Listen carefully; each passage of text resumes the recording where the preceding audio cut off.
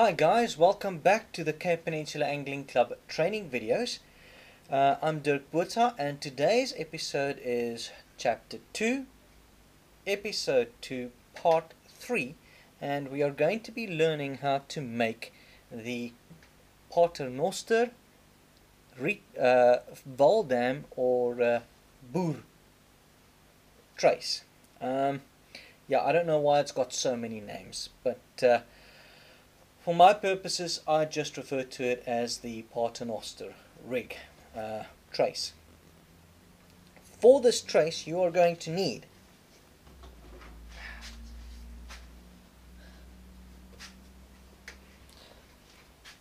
your main shaft, as I've shown previously. In this case, you are going to want it to be between 60 and 80 centimeters long.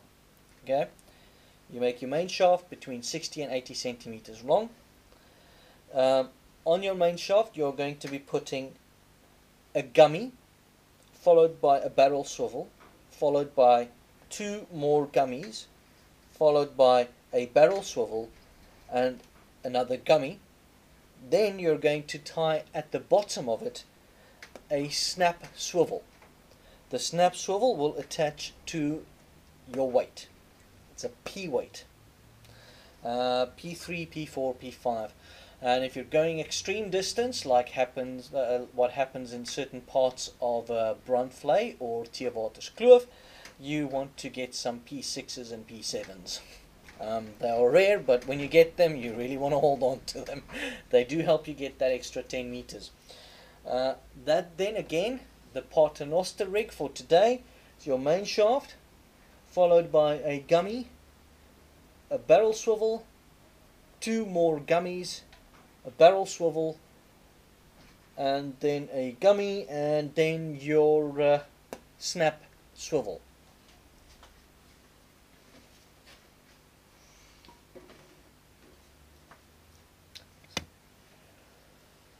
The main shaft again between 60 and 80 centimeters long.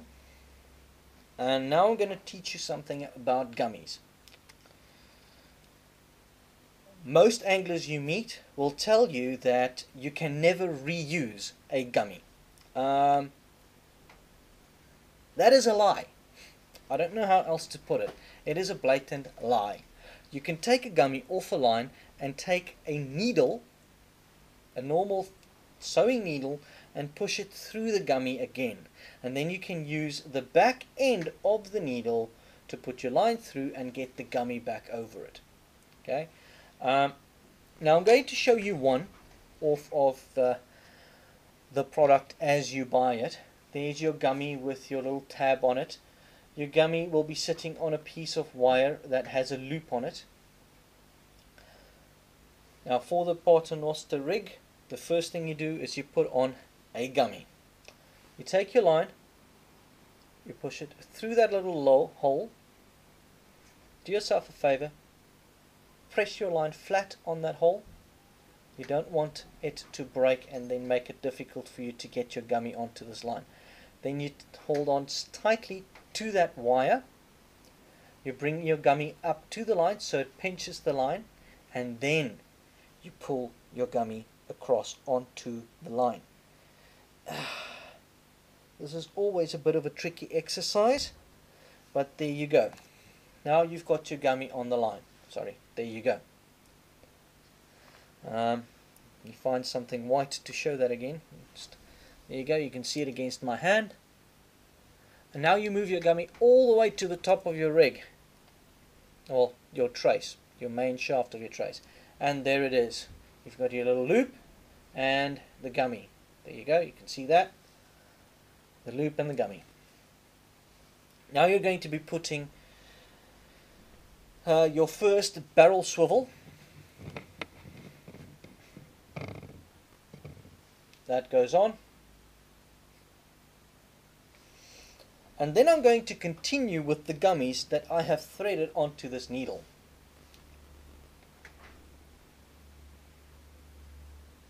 You will have to flatten the bottom end of your rig shaft in order to get it through the threading hole on the on the needle. This is always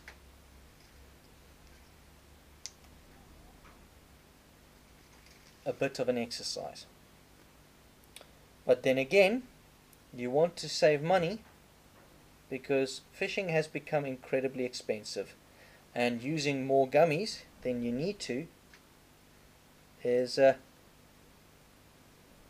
waste of money. And there you go, it's through. Now you want 2 of these gummies onto the line.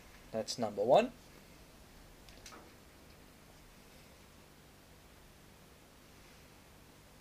And number 2. Guess what, guys? I've just reused 2 gummies. Right, so you've got your main line, gummy, barrel swivel, gummy, gummy, barrel swivel,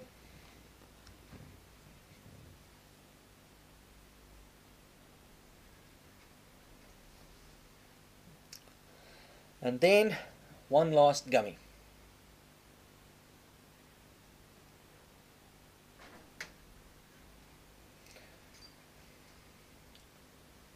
I've never been taught how to sew, so threading is a bit difficult. There we go, that's doing it. Onto the line, gummy,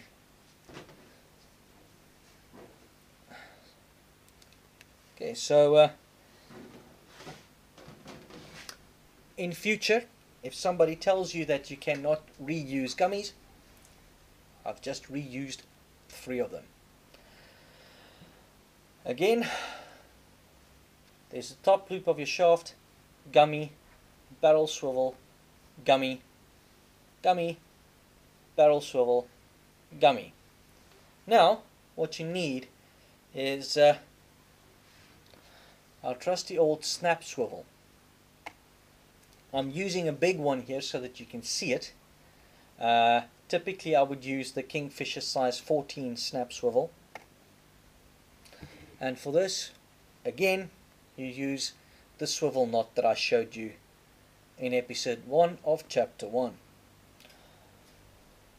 Line goes through the swivel, twist it around 3 or 4 times, through the loop at the back end, through the loop made at the front, and over again. There you go. Pull tight. Do lubricate, spit often and lots. There you go. Pull tight.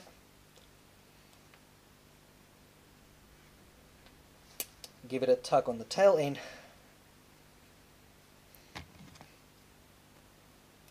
Snip it off, giving it about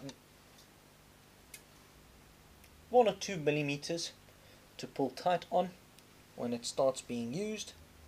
And that, ladies and gentlemen, is it. That's it. Now all you have to do is add your hook links and your lead weight. Your lead weight will hook onto the snap swivel like so, and there you go.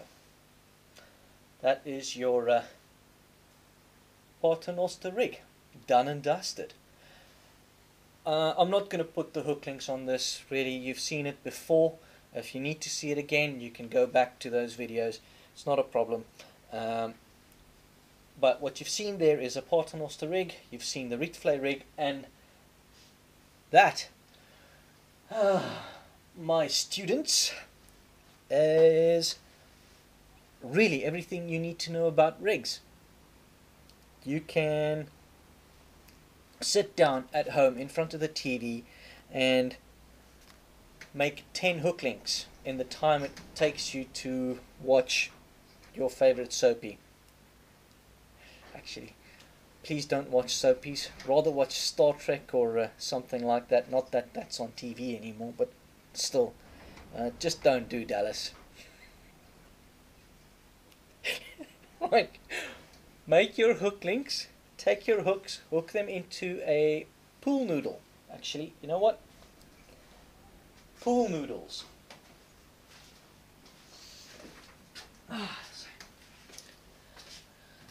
Another incredibly useful thing for fishing. You cut a centimeter or two off, and you take your hook. And you hook it into that little centimeter that you've cut off, and you make hook links like that. You take your hook links and just run them around the circle. Then when you're ready to use them, you take them off and you attach them to your rigs. There are other uses for pool noodles in fishing. Keep one handy. That concludes episode 2 of chapter 2.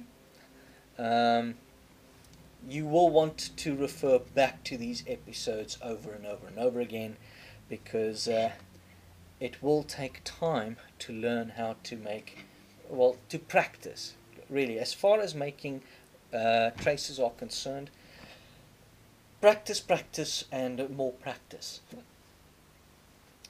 How many traces do you need? Well, to be safe, you need at least 10 of each trace ripe and ready. That is for when you're going competition fishing at national level. If you are doing social angling, you know what? At least arrive at the bank with 4 rigs ready to go. Because if you lose one, you've got a spare, and you're angling with 2 at a time. So at the very least 4. And you've got to plan ahead. You've got to know your venue. You've got to know how far you're going to cast and what kind of rig you're going to need, or at least what weight you're going to need to put on your trace. That being said, this is the most important thing that you can spend your time on when fishing. Once you've put your trace together, that trace, if you feel good about that trace, chances are you're going to feel good about catching fish with that trace. So take your time, spend effort on learning, practicing, and making traces. You will find that you're fishing, you're not necessarily going to be catching bigger fish, but you will definitely be catching more.